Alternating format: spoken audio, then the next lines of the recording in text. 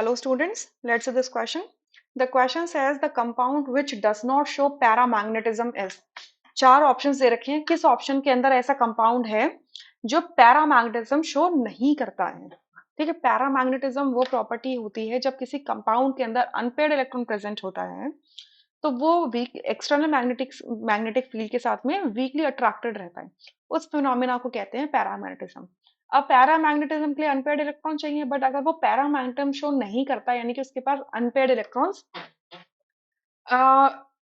नहीं है। ठीक है, पैरामैग्नेट शो नहीं कर रहा है, इसका मतलब उसके पास अनपेयर्ड इलेक्ट्रॉन्स नहीं है। ठीक है, अब चलो एक एक करके देख लेते हैं यहाँ से। फर्स्ट ऑप्शन, ठीक है, पहला है CuNH3 4Cl2, कॉपर मेटल दे रखा है। अमोनिया क्या होता है, जो NH3 होता है वो न्यूट्रल लिगैंड होता है, Cl क्या होता है, नेगेटिव लिगैंड होता है। तो यहाँ से कॉपर की ऑक्सीडेशन स्टेट क्या हो जाएगी, +2, क्योंकि दो क्लोरीन का क्या होगा, -2 होगा, तो ओवरऑल न्यूट्रल कॉम्प्लेक्स हो जाएगा। ठीक है, कॉपर का एटॉमिक नंबर होता है 29, एटॉमिक नंबर मतलब proton count in the nucleus. तो इसकी इलेक्ट्रॉनिक कॉन्फ़िगरेशन होती है 3d10 एंड 4s1। ठीक है, तो अगर कॉपर अपनी +2 ऑक्सीडेशन स्टेट में होगा तो इसकी इलेक्ट्रॉनिक कॉन्फ़िगरेशन कितनी हो जाएगी, 3d9 हो जाएगी। ठीक है, 3d9 हो जाएगी। तो अब अगर इन इलेक्ट्रॉन्स को देखो तो ये कैसे अरेंज होंगे, 1 2 3 4 5 6 7 8 9, यानी कि एक अनपेयर्ड इलेक्ट्रॉन प्रेजेंट है, यानी कि ये कैसा होगा, पैरामैग्नेटिक होगा। पैरामैग्नेटिक होगा, तो ये ऑप्शन तो नहीं हो सकता। सेकंड में कह रहे हैं कॉम्प्लेक्स है AgNH3 2Cl। ठीक है, यहाँ पे Ag जो है, मेटल Ag सिल्वर जो है, इसकी ऑक्सीडेशन स्टेट क्या होगी, +1, क्योंकि क्लोराइड की क्लोरीन की कितनी होती है, -1। सो इसका एटॉमिक नंबर होता है 47 और इसकी कॉन्फ़िगरेशन होती है 4d10 एंड 5s1।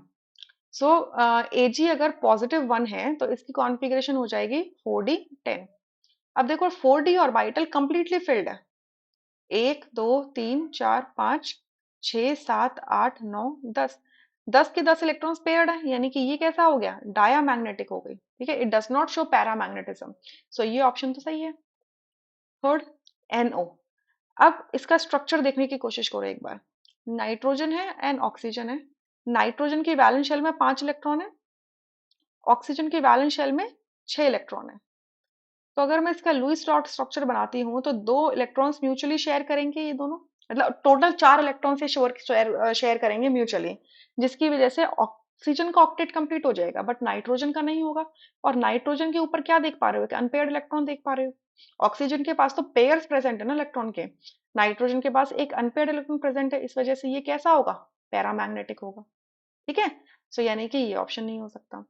अब NO2 को देखते हैं, nitrogen dioxide, NO2। So nitrogen के पास में कितने हैं, 5 इलेक्ट्रॉन्स हैं वैलेंस शेल में। ऑक्सीजन के पास में कितने होंगे, 6 इलेक्ट्रॉन्स होंगे वैलेंस शेल में। ठीक है, नाइट्रोजन क्या करेगा, ऑक्सीजन के साथ में इलेक्ट्रॉन्स ऐसे म्यूचुअली शेयर करेगा, तो ऑक्सीजन का ऑक्टेट तो कंप्लीट हो जाएगा। ठीक है, नाइट्रोजन का भी कंप्लीट नहीं हुआ, नाइट्रोजन के ऑक्टेट में वैलेंस शेल में सॉरी 7 इलेक्ट्रॉन्स होंगे। अब दूसरा वाला ऑक्सीजन क्या करेगा, इस नाइट्रोजन से एक जो इसका इलेक्ट्रॉन पेयर है इसको कोऑर्डिनेटिवली मांग लेगा। नाइट्रोजन अपना एक इलेक्ट्रॉन पेयर कोऑर्डिनेटिवली इसको डोनेट कर देगा। ठीक है, सो इससे ऑक्सीजन का ऑक्टेट कंप्लीट हो जाएगा। क्लियर। अब आप क्या देख रहे हो, नाइट्रोजन के पास एक अनपेयर्ड इलेक्ट्रॉन बच गया, तो ये कैसा हो गया, पैरामैग्नेटिक हो गया। सो ये ऑप्शन भी नहीं हो सकता। So only second option is the correct answer, rest are incorrect. I hope you understood, thank you.